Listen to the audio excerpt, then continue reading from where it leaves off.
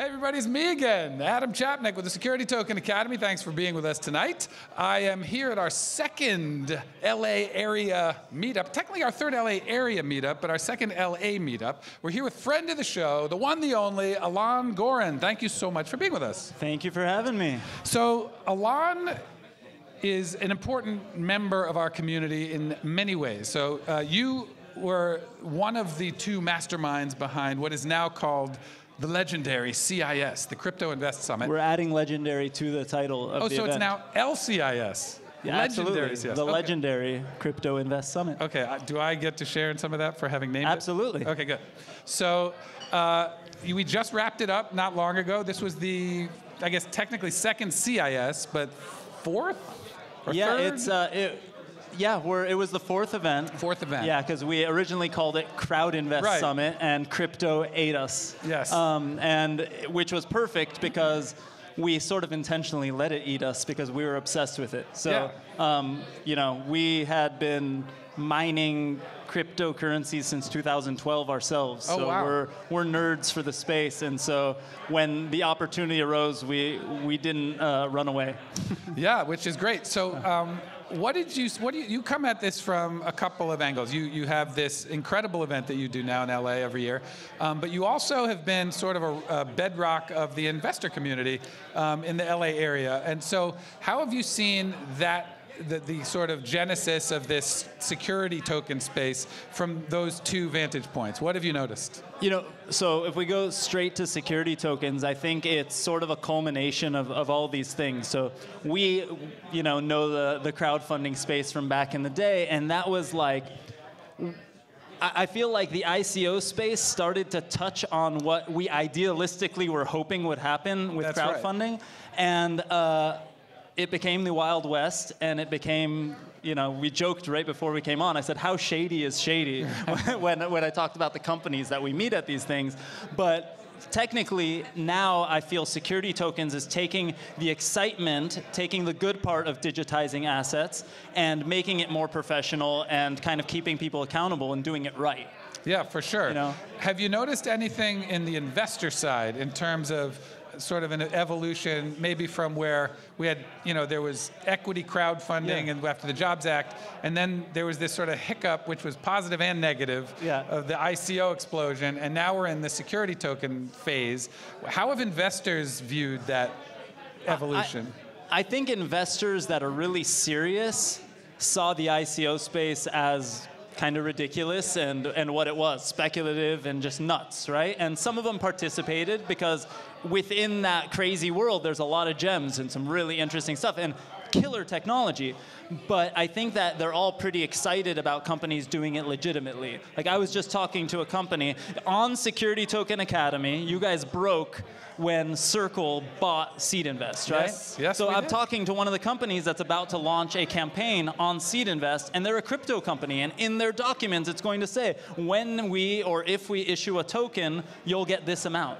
That's fully compliant security tokens that investors are legally allowed to participate in. Technically, nobody knows if they were even legally allowed to participate before. Many funds completely avoided it because it would have made them default basically on their LP agreements. They weren't even legally allowed to participate. Right. So this is now a real industry from a legitimate perspective, right? I mean, we don't always want to follow all rules and say that just because the government says it's okay. But now, at least for the large majority of investors in the United States, the government says it's okay. Yeah. If they do it right. Yeah, that's exciting. So now, from your perch, where do you think the adoption is going to happen? Right now it's early days. I mean, those of us who've been in it have been talking about it for years now. But really, still, we're kind of waiting for the real investment opportunities to kind of come online, for there to be liquidity. Where's it going to happen first? I think it's going to happen, well, if we just go industry-wise, I think gaming is going to be really exciting, right? It's not going to be on the security token side as much. There are games that are raising money security token-wise and stuff like that. But in terms of just mass adoption of people understanding what a crypto wallet is, wax and opskins in the games that they put on, that's going to be really exciting. But I think it's actually going to be the first people who do it without anyone knowing that they're buying crypto or buying into a blockchain product. Something that creates a killer product that works, and you never know. So like some of the most, one of the folks that were at the summit was a company called EOS Links. They put together a crypto wallet, and they have a DApp store within their wallet. And you use that, and we actually let people buy tickets to CIS through that app. And you wouldn't know that it's a crypto wallet if you didn't know it was a crypto wallet. It's obviously it's EOS Links, and you know it's a crypto wallet, but like the product works. Yeah. And it's fast. And you don't have to wait 30 minutes for a confirmation, and it doesn't break half of the time you try it. So that's exciting. And so I think that's what's going to happen soon is you're going to find real products that actually work. You're going to play a game, and then you'll find out that that unique thing that you got is actually a unique thing. We're not going to be talking about MySpace Farmville like from back in the day, right? Yes. We're going to be talking about real, actual products that really work, and digital baseball cards that are actually unique. And there might only be one of them, or there might only be 100 of them, but they could actually be cryptographically proven that there's only one. That's pretty rad. Oh, definitely. I love that. The 721s, the ERC 721s. We talk about it all the time. The Pokemon cards. So do you see... I prefer Magic cards. Magic. You say Magic. I say Pokemon. So what do you think about commercial real estate? There's been a little bit of talk about, the St. Regis in Aspen. There was a building in the East Village in New York that tokenized a $30 million, little building. And so there's been some excitement around that, but the wave hasn't broken yet. How do you think that's going to go? I love it. So if they can make it even slightly more seamless than the average real estate crowdfunding site, I'm 1,000% for it. Yeah. And I think it's actually going to be, if we talk about security tokens versus oh yeah, hey, welcome to Security Token Academy. We're going to talk about real estate tokens. No, but we're talking about security tokens. We're talking about real estate. And real estate security tokens are definitely 100% going to be the leader in getting adoption in the space. You do? You think so, for sure? I know it, 100%. Because think about when equity crowdfunding started, right? I can convince you maybe, and I can convince a couple of the people in this room to invest in my company through, if I created a security token, right? I can convince my mom to invest in my security token. Now try and convince my mom, who's probably the right age for the average person that has money to invest in a deal, right? In a commercial real estate. In a commercial real estate deal especially. Right. But in general, there's a very small percentage of this country that can afford to invest, in right? Anything. Yeah, in anything. That's a good point. And they're probably average age higher up. Yeah. Now try to convince your mom, everybody watching, convince your mom to invest in somebody's company on the internet that they've never met before. All right. That's the stupidest thing in the world to think it's going to be possible, right? It's much easier to think that, hey, Mom, Judy and Hannah and the ladies you walk to the corner with every single morning and you get a Starbucks coffee on that corner? You could buy a piece of that Starbucks? The building that the Starbucks is in, and every month when Starbucks pays their rent, you're going to get $10 into your bank account. Right. You want to buy a piece of that for $1,000? Right.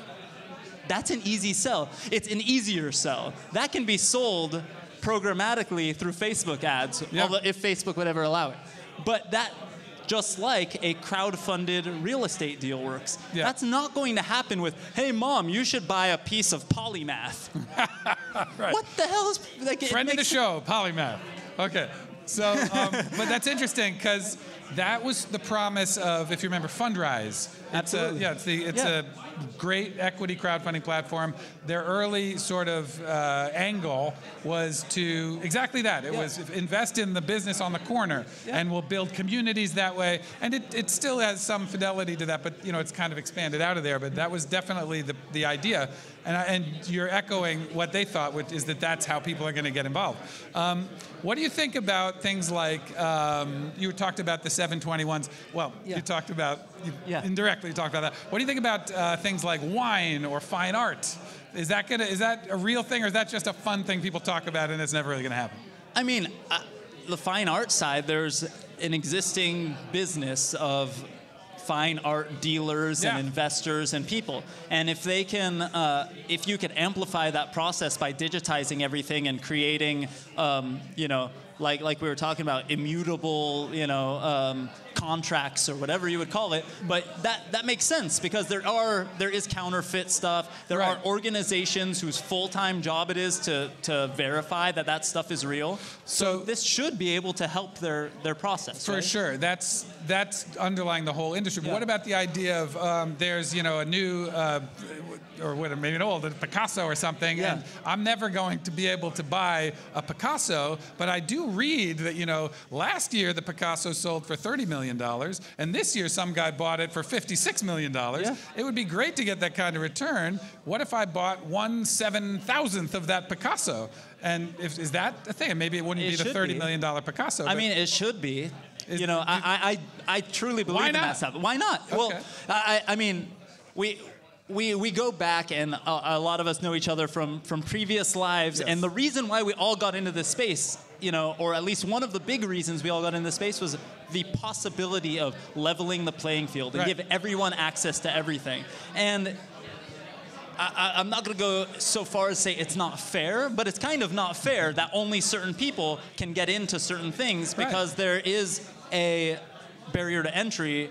And it's not, studying. It's literally just having a certain amount of money, and some people just can't, right? And you're raised in different ways, in different cultures, in different places around the world, and you can't participate. So if there is a way for everyone to participate in everything through this, and they're not being gouged by things like MoneyGram or places that charge them 12% to send money across the world or to send money to somebody, and they can actually do it fairly, that would be an epic world-changing thing. I mean, I love that. And I would love to own a piece of a Picasso, and I would only be able to buy the 1/7,000th of one as well. So I would love that. Democratized access. Yes, we love it.